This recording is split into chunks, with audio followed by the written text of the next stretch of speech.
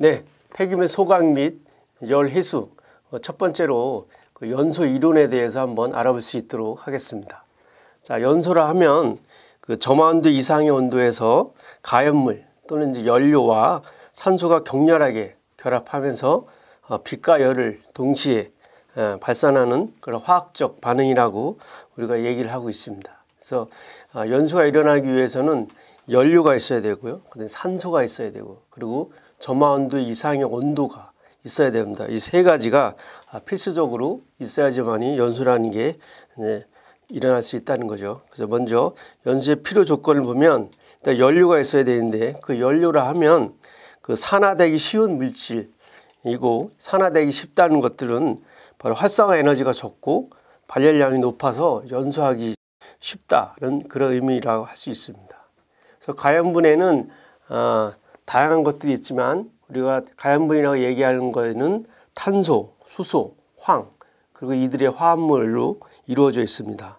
그래서 불연물에는 그 주기율표 영족인 그런 불활성가스, 즉 헬륨, 아르곤 이런 형태를 가지고 있는 불활성가스가 불연물로 얘기를 하고 있고요. 그다음에 산소와는 반응하나 발열 반응이 아닌 흡열 반응 물질, 즉 질소 또는 이제 질소 화합물 등을 우리가 불연물에 포함시키고 있습니다. 그리고 산소와 이미 결합하여 더 이상 산소와 화학 반응을 일으키지 않는 물질, 대표적인 게 CO2나 H2O 이런 것들이 있습니다. 이런 것들을 이제 불연물이라고 얘기를 하고 있고요. 그다음에 이제 산소 공급원이 필요한데요. 일반적으로는 우리가 이제 가장 대표적으로 사용하는 거는 이제 공기를 사용을 하고 있습니다. 사실은 실질적으로 이제 산소만 이용하면 어떤 대기오염 물질도 적게 나오기 때문에 상당히 좋지만, 경제적인 이유 때문에 우리가 산소 대신 공기를 이용을 하고 있습니다. 그리고 세 번째로 이제 점화온도 이상의 온도가 필요합니다. 그리고 이제 연소의 3요소라는 게 있는데요. 연소의 3요소. 우리가 이걸 3T라고 얘기합니다. 세 개의 이제 T로 있다. 그래서 첫 번째로 얘기하는 게 템퍼러처입니다. 온도죠. 온도. 그러니까 충분한 온도 이상이 확보가 되어야 된다라는 그런 의미고요. 두 번째로 얘기하는 게 타임입니다. 타임.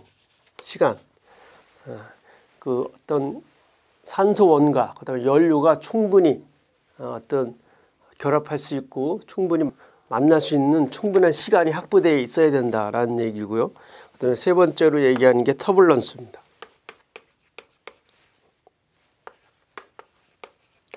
터뷸런스인데, 이 터뷸런스는 이제 해석을 하게 되면 난류라고 우리가 해석이 되죠. 근데 난류라고 하는 것들은 그 어떤 흐름 자체가 불규칙하고 이런 다양하게 불규칙한 형태를 이루고 있는 게 난류고요. 이런 불규칙한 흐름이 있다는 것들은 결국은 혼합이 잘 이루어진다는 얘기랑 같은 의미입니다. 즉 산소랑 연료가 혼합이 잘 이루어지게끔 만들어 줘야지만이 우리가 연소를 안정적으로 할 수 있다는 얘기입니다. 그래서 이 세 가지를 템퍼러처, 타임, 터뷸런스 이 세 가지를 우리가 묶어서 3T라고 얘기하고요. 이 3T를 잘 해야지만이 우리가 연소가 잘 이루어졌다고 얘기를 하고 있습니다. 그래서 보통은 연소 시에 안정적인 연소를 토대로 이 3T의 우수 연소 관리를 잘 하게 되면 우리가 원하는 완전 연소까지도 우리가 이루어질 수 있게끔 할 수가 있습니다. 그래서 완전 연소를 하기 위해서는 이 3T 관리를 잘 해야 됩니다. 자, 이제 연소의 분류에 대해서 알아볼 텐데요. 크게 우리가 연소를 분류하면은 완전 연소랑 불완전 연소, 크게는 이렇게 우리가 분류를 할 수가 있습니다. 자, 완전 연소는 말 그대로 산소 공급이 충분해 가지고 아주 최종 생성물이 결국은 CO2하고 물 이런 형태로 나오는 게 바로 완전 연소라고 할 수가 있습니다. 그래서 이제 연소 온도는 불완전 연소의 경우보다 더 높게 나타나는 그런 연소라고 볼 수 있고요. 이에 반해서 불완전 연소는 산소 공급이 불충분한 상태로 이루어진 연소로서 최종 생성물이 CO2가 아니라 CO 형태로 나오고요. 일부는 이제 그을름 같은 경우도 형성이 되는 게 바로 불완전 연소라고 할 수 있습니다. 그리고 이제 그 또 분리할 수 있는 게 균일하냐, 균일 연소, 그다음에 불균일 연소. 이렇게 구분할 수가 있습니다. 자, 이것은 이제 그 연료 형태에 따라서 우리가 구분할 수 있는데요. 균일 연소는 이 기체 연소에서 일어나는 겁니다. 그러니까 타는 그 연료도 기체고 그 불꽃이 일어나는 그 상태도 기체인, 그래서 균일하다. 그래서 기체 연료가 균일 연소고요. 불균일 연소는 고체 연소 또는 액체 연소에서 일어나는 것을 의미하고 있습니다. 연료 자체는 고체 액체지만 실제적으로 타는 것은 기체상에서 이루어지죠. 그래서 균일하지가 않다. 그래서 우리가 불균일 연소라고 얘기를 하고 있습니다. 자, 그 다음에 이제 불꽃 연소. 우리가 연소를 하면서 불꽃을 일으키는, 불꽃이 발생되는 연소랑 그 다음에 불꽃이 발생되지 않는 표면 연소, 이렇게 또 구분할 수가 있는데요. 자, 불꽃 연소라 하면 불꽃을 발하는 연소라고 얘기를 하고 있고, 화염 연소 또는 발염 연소라고도 얘기를 합니다. 그래서 열과 빛을 동반하며 육안으로 보이고 발열량이 높습니다. 그리고 액체 또는 기체 연료의 전형적인 연소 형태를 보이고 있고요. 그러니까 또 이제 구분하면 열에 의해서 고체에서 열분해된 분해가스, 그 다음에 액체 같은 경우는 액체에서 증발된 증발가스, 기체인 경우는 기체에 산소가 공급되어 연쇄 반응을 발생시키는 연소, 이런 것들이 바로 불꽃 연소의 형태라고 보시면 되겠습니다. 자, 이에 반해서 표면 연소는 불꽃을 발하지 않는 연소라고 해서 일명 이제 자결 연소 또는 무염 연소라고도 얘기합니다. 무염 연소 얘기하고, 숯이나 코쿠스와 같이 가연물 표면에서 불꽃 없이 연소하는 현상을 우리가 표면 연소라고 얘기하고 있고요. 산소가 고체 표면을 직접 통과하면서 발생되는데 대부분 고체 연료에서 일어납니다. 그래서 보면 이제 표면 연소는 주로 고체 연료에서 많이 일어나고, 불꽃 연소는 액체나 기체 연료에서 많이 일어난다라고 생각하시면 되겠습니다. 그래서 연소는 크게 이렇게 세 가지로 우리가 분리할 수 있습니다. 그다음에 이제 연소와 관련된 그 주 사항들이 있는데요. 그 중에서도 이제 우리가 가장 많이 거론되고 있는 것들이 바로 착화점이라는 게 있습니다.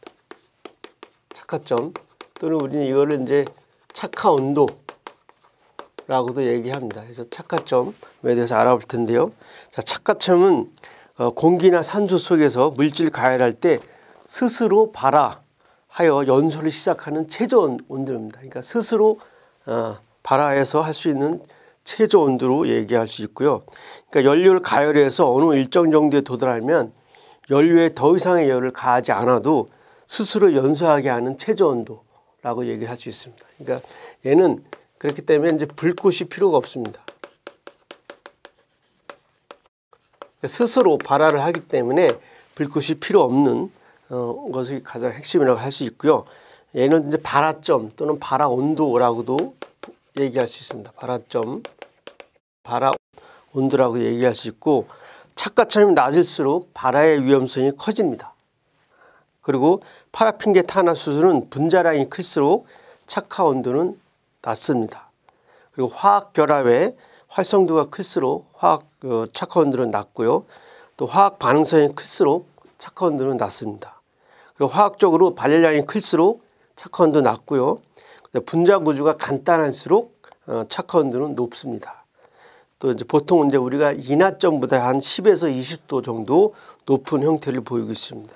그래서 이런 분자량이 크고, 그다음에 활성도가 크고, 화학 반응성이 크고, 그다음에 발열량이 클수록 이 착화 온도는 낮아지는 거를 우리가 명심하시고요.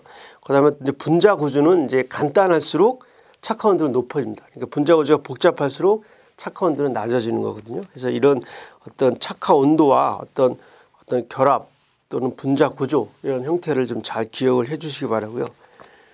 그다음에 이제 방금 얘기했던 인화점을 얘기할 텐데요. 인화점은 이런 착화점하고의 근본적인 차이는, 인화점 같은 경우는 불꽃이 필요합니다. 얘는 스스로 발화하지 않기 때문에 항상 불꽃이 있어야지 되는 것이라고 생각하시면 되고요. 그러니까 연료를 가열하면 연료가 증발하게 되고 그 표면에 불꽃을 대면 연료의 증기와 공기의 혼합 기차가 순간적으로 연소하는 최저 온도라고 보시면 됩니다. 그래서 불꽃이 반드시 필요하다는 거고요. 이 인화점은 휘발성하고 이제 반비례 관계가 있습니다. 즉 휘발성이 클수록 인화점은 작습니다. 그래서 이제 휘발성하고는 반비례 관계가 있다는 것을 기억을 해주시면 돼요. 그러니까 만약에 이제 휘발유, 등유, 경유, 우리가 중류 순으로 봤을 때는 휘발성이 가장 큰 휘발유가 인화점이 가장 낮다고 보시면 되겠습니다. 그다음에 이제 연소점인데요. 자, 연소점 같은 경우는 이런 인화점하고 비슷합니다. 비슷한데 얘는 이제 5초 이상 연소를 계속하는 그런 최저 온도를 의미를 하고 있습니다. 그래서 얘는 연소점 같은 경우는 불꽃이 필요하고요. 필요한데 인화점은 최저 온도 그 시점을 얘기하고 연소점은 불이 붙어가지고 최소 5초 이상 이게 지속될 때 그때의 온도를 우리가 연소점이라고 얘기를 하고 있습니다. 그러니까 점화원을 제거해도 자발적으로 연소가 지속되는 온도라고 보시면 되겠고요. 통상 인화점보다 약 5도에서 10도 정도 높습니다. 그래서 보면 이제 착화점, 인화점, 연소점 이렇게 봤을 때 가장 온도가 높은 것들은 착화점입니다. 착화점이 가장 온도가 높고 그 다음이 연소점이죠. 그 다음이 이제 인화점입니다. 그래서 이런 순으로 인화점, 연소점, 착화점 이런 순으로 이루어지고 있다는 것을 좀 알아두시면 좋겠고요. 그다음에 이제 고체 연료, 액체 연료 또는 이제 기체 연료에 따라서 착화점들이 좀 차이를 보이고 있어요. 그러니까 이런 문제가 가끔씩 나오는데요. 고체 연료 같은 경우는 우리가 주로 이제 석탄을 얘기를 하고 있죠. 그래서 갈탄, 역청탄, 무연탄, 목재 뭐 이런 것들 우리가 대표적인 것들인데 기본적으로 이 탄화도가 클수록 즉 무연탄 쪽으로 갈수록 어떤 착화점이 높아진다라는 것들은 꼭 기억을 해 주시기 바랍니다. 그래서 무연탄이 약 한 500도수로 가장 높고요.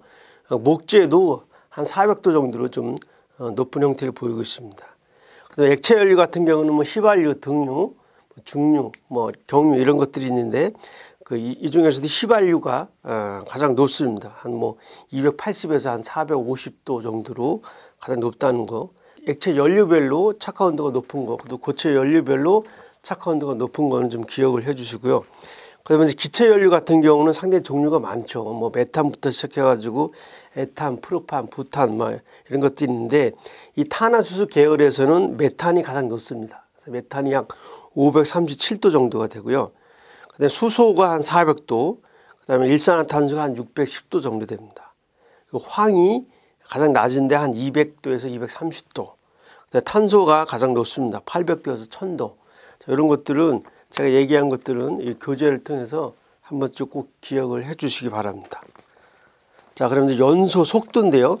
연소 속도를 하면 그 연소 시에 화염이 미연소 혼합가스에 대해서 수직으로 이동하는 속도로서 단위 시간, 단위 면적당 연소하는 혼합가스량으로 우리가 표기를 할 수가 있습니다. 그래서 연료의 이제 성분이라든지 또는 공기와의 혼합 비율, 그다음에 이제 연료의 온도 및 압력, 연료의 입경에 따라서 이 연소 속도는 달라질 수 있습니다. 통상 한 온도가 한 10도 정도 올라가게 되면 연소 속도는 한 2에서 3배 정도 빨라지고요. 압력이 높을수록 또 연소 속도는 빨라집니다.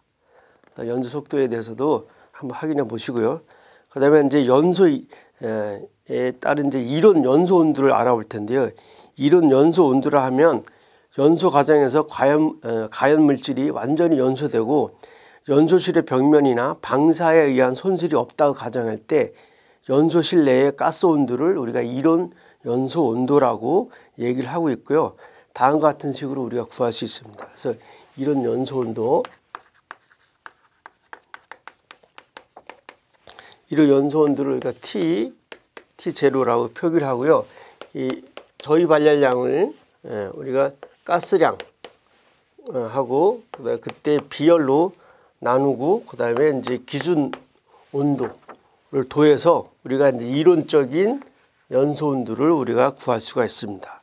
그래서 이론적인 연소 온도를 구하는 문제가 이제 가끔씩 나오기 때문에 한번 알아볼 수 있도록 하겠습니다. 그래서 예제를 보면 가스 연료의 저희 발열량이 15,000 킬로칼로리 per 스탠다드 미터 삼승이고요. 그 다음에 이론 연소가스량이 20입니다. 이론 연소가스량이 20 미터 삼승 per 스탠다드 미터 삼승이고요. 그 다음에 이제 공기 온도가 20도, 그러니까 기준 온도가 20도겠죠. 20도.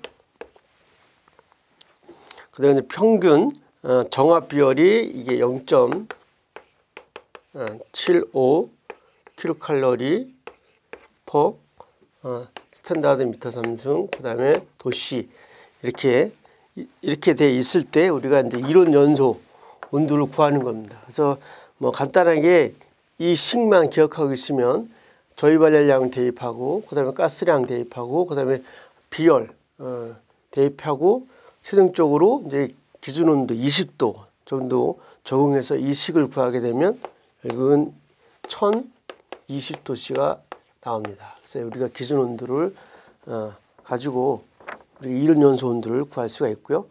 그 다음에 또 이제 하나 더 문제를 한번 풀어볼 텐데요. 고위 발열량 HH라고 표기하죠. 고위 발열량이 16,820 킬로칼로리 per 스탠다드 미터 삼승인 에탄인 경우입니다. 에탄을 연소시킬 때 이론 연소 온도는 얼마냐라고 얘기하는 거고요. 이때 이제 가스량은 수변수 가스량이 약 21 미터 삼승,